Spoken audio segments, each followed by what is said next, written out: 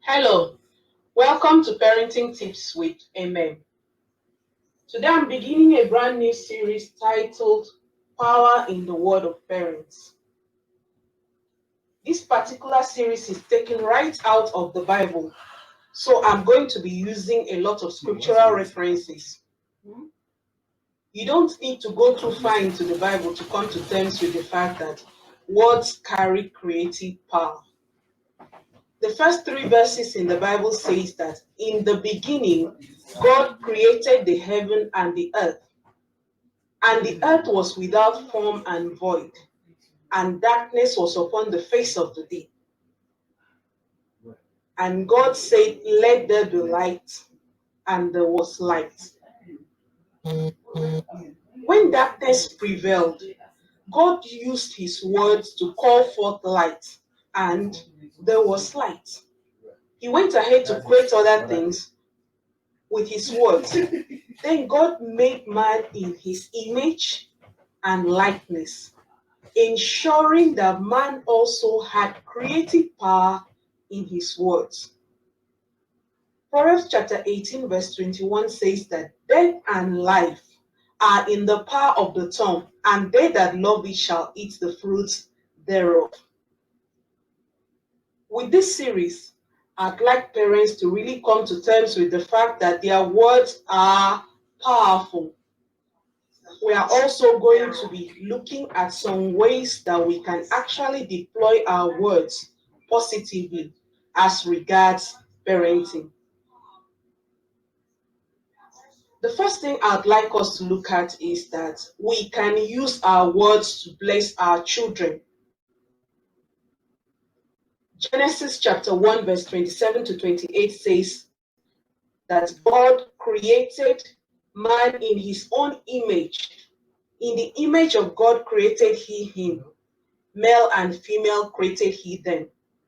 And God blessed them and said unto them, "Be fruitful and multiply, and replenish the earth, and subdue it, and have dominion over the fish of the sea, and over the fowl of the air, and over every living thing that moves upon the earth." What we see in this text is that immediately after God created man, he blessed them.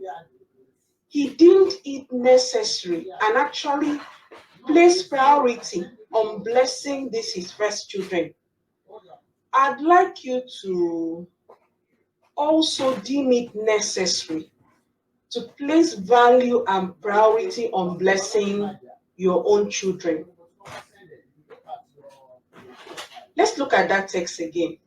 What exactly did God do to bless them? The answer is that he spoke words. He made definite pronouncements. We see here that blessings were released through words. I hope I'm getting you stirred up to use your words to bless your children. Let's take a short break here and I'll be right back.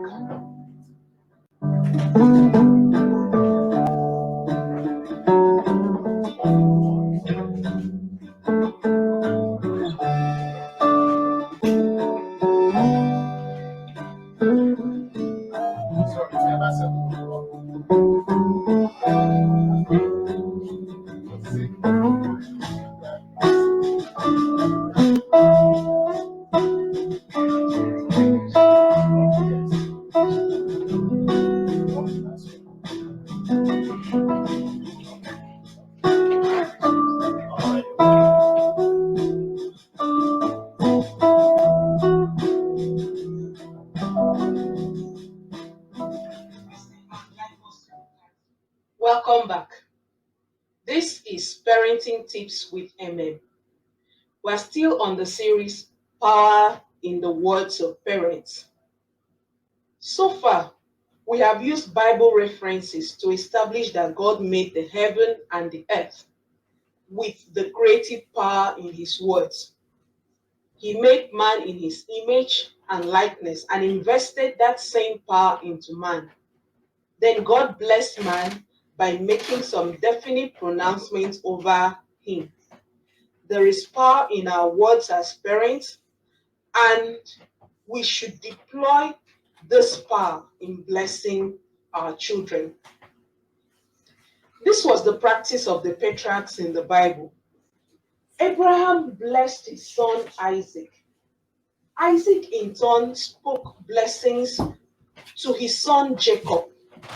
Jacob also made some definite pronouncements on each of his 12 sons.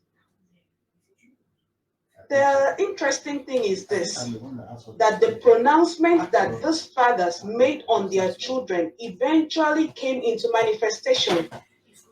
God has given parents the power and the privilege to pronounce blessings upon their children. Use your own words to bless your own children. We know that the power in the words of parents can be deployed negatively sometimes. Yes, there are parents who curse their children.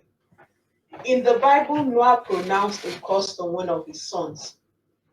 A curse is the exact opposite of a blessing. A blessing empowers a person to prosper, but a curse empowers a person to fail. A blessing musters the power of God to work in favor of a person. A curse musters the power of the devil to work against a person.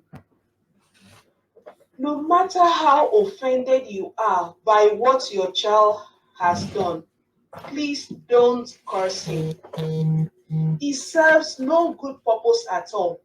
It will only empower the devil to work to the disadvantage of the child's future.